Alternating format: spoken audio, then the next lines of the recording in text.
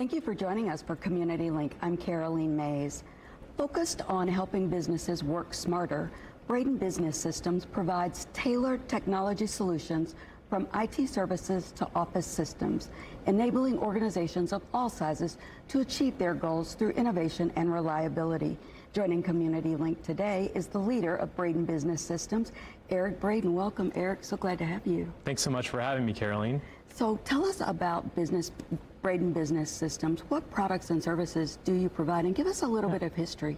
Yeah, no doubt. So we started back in 1989, and you know how businesses struggle with technology, and business leaders especially struggle to keep up with technology. We help them simplify that. And we do that with everything from office equipment, copiers and printers, managed IT services, cybersecurity, AI, and automation. As you can imagine, we're in pretty high demand right now. Absolutely. Braden, though, it has a large presence in your industry, but I think of you as a quiet leader. I don't hear a lot about you just out and about, but you're doing so much great work. How much has Braden grown, and how have things changed through the years? Yeah, so I was born in '85. My father started our company in 1989, originally with the fax machine out of my house. So I was about 5 years old, and very humble beginnings, entrepreneurship. I've got a lot of respect for anybody who starts from nothing because I had a front row seat to that.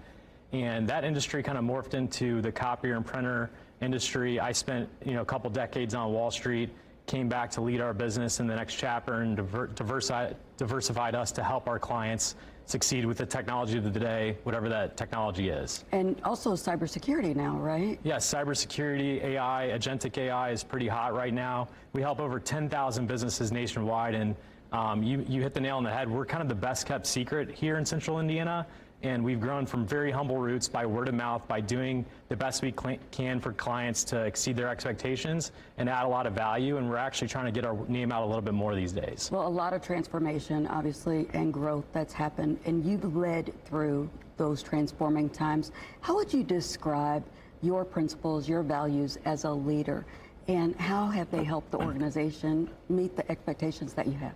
Yeah, I think the biggest thing is I've found over the years is just start with why. Like, why do you get out of bed every day? Why do you serve? Why do you lead? It's really ultimately for your family, for your faith, and for your community. That's the way I lead, and really work in the aspect of the infinite game. What are you doing to help people from a true sense of the word, not a cliche? We live by that every day.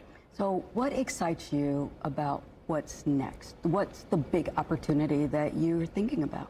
So the biggest thing that I get a kick out is really the segments that you represent, or the nonprofits in our community that really touch people who need it most.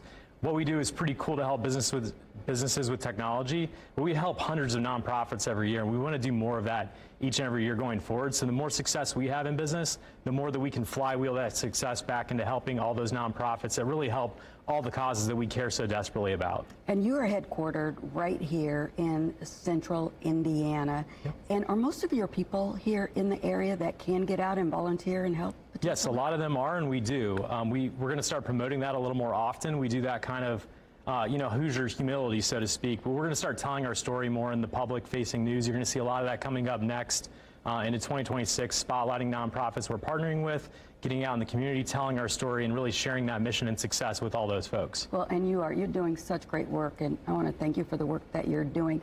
As you move forward, could you give one piece of advice, maybe to business leaders out there, people out there who are experiencing change, because the world is changing?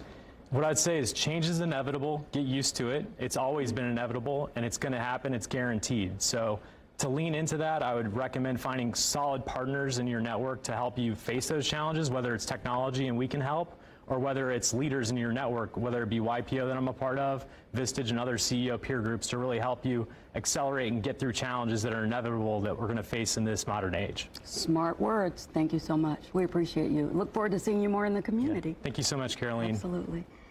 And thank you for joining us for this week's Community Link.